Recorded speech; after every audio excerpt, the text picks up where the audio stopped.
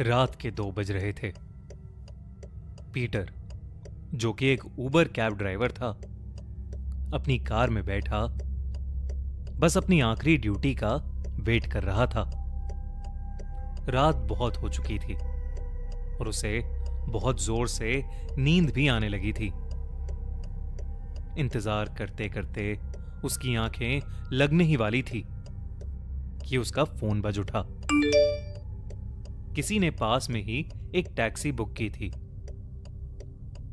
Peter ने अपनी नींद भगाने के लिए मुंह पर पानी के छींटे मारे और पिकअप लोकेशन की तरफ ड्राइव करने लगा। लोकेशन कुछ 1.5 किलोमीटर ही दूर थी। डायरेक्शंस के हिसाब से चलते हुए पीटर ने एक लेफ्ट टर्न लिया, लेकिन लेफ्ट टर्न लेते ही पीटर के आगे एक सुनसान सा रास्ता आ गया।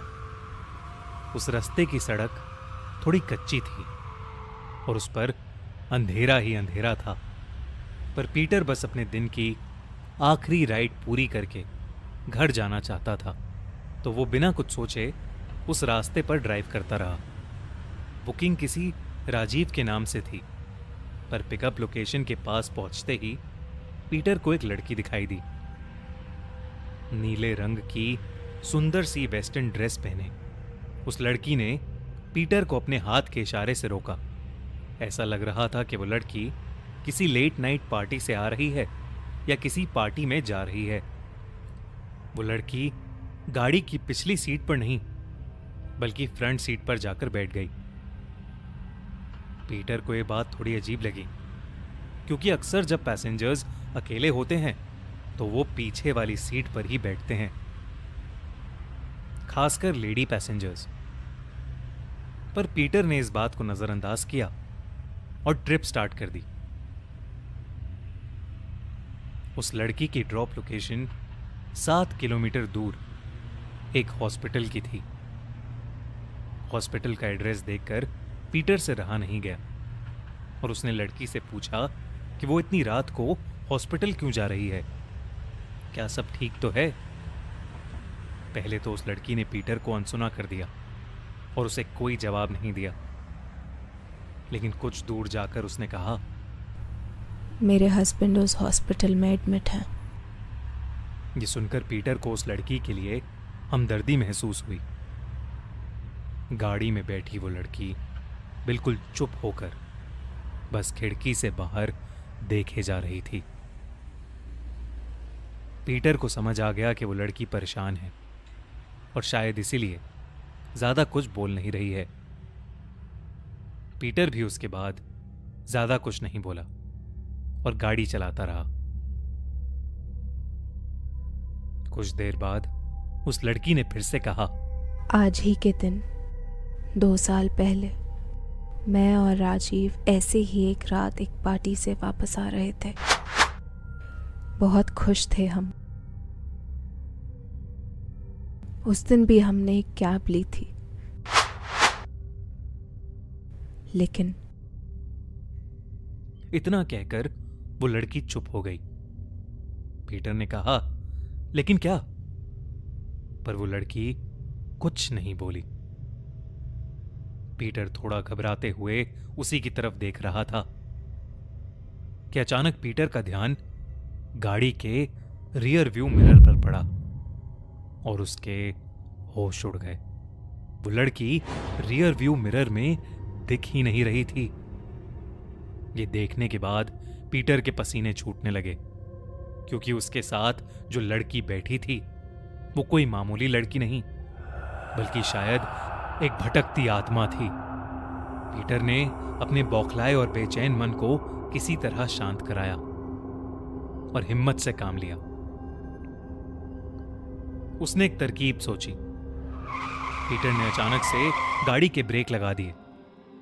एक जोर के झटके से गाड़ी रुकी तो वो लड़की पीटर को गुस्से से देखने लगी। फिर डरते हुए पीटर गाड़ी से उतरा और गाड़ी चेक करने लगा। उसने सोचा कि वो बोल देगा कि गाड़ी खराब हो गई है और फिर वो उस लड़की को दूसरी गाड़ी में बिठा देगा।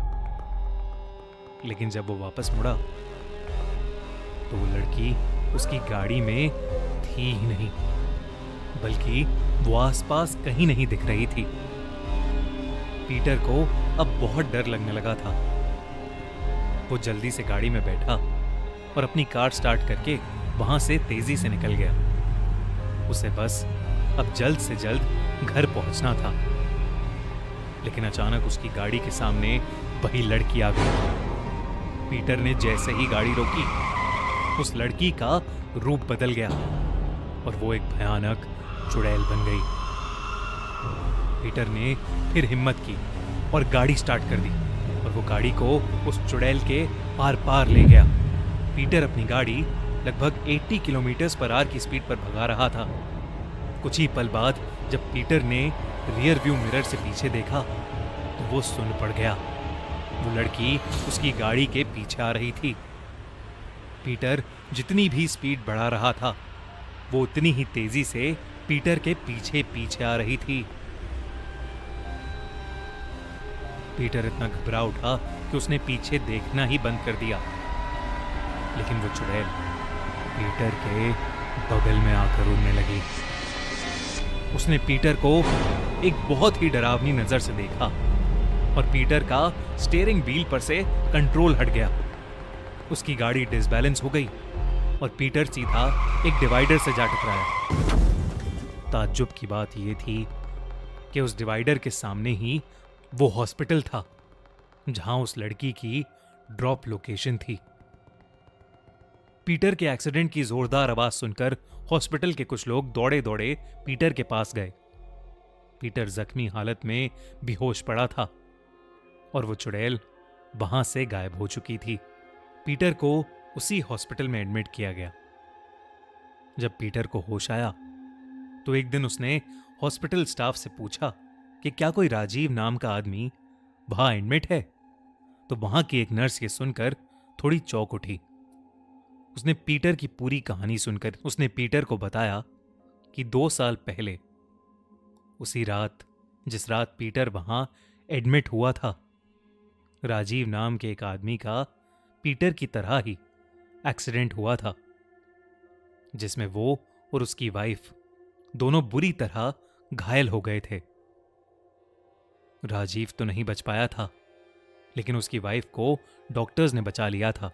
उस नर्स ने पीटर को यह भी बताया कि राजीव की वाइफ कहती थी कि जिस रात उनका एक्सीडेंट हुआ था, उस रात उन्होंने एक कैब ली थी और वो कैब ड्राइवर शराब पीकर गाड़ी चला रहा था।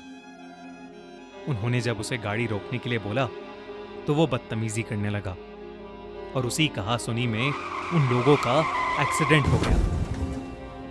कुछ समय बाद पता चला कि राजीव की मौत का सदमा उसकी वाइफ पर कुछ इस तरह बीता कि उसकी वाइफ ने भी एक गाड़ी के सामने आकर अपनी जान दे दी। ये सुनकर पीटर का दिल कांप उठा। वो शराबी कैब ड्राइवर और कोई नहीं बल्कि उसका सगा भाई था, जो उस एक्सीडेंट के बाद अपाहिज हो गया था। उसे नहीं पता था कि उसके भाई की वजह से 2 लोगों की जानें जा चुकी हैं। उसे समझ आ गया था कि उसके एक्सीडेंट की रात वो जिस औरत से मिला था, वो राजीव की पत्नी की आत्मा थी और शायद वो उसे अपने भाई के किए का बदला ले रही थी। उस रात पीटर की जान तो बच गई, लेकिन उस रात के बाद से पीटर ने फिर कभी कैब नहीं चलाई, क्योंकि पीटर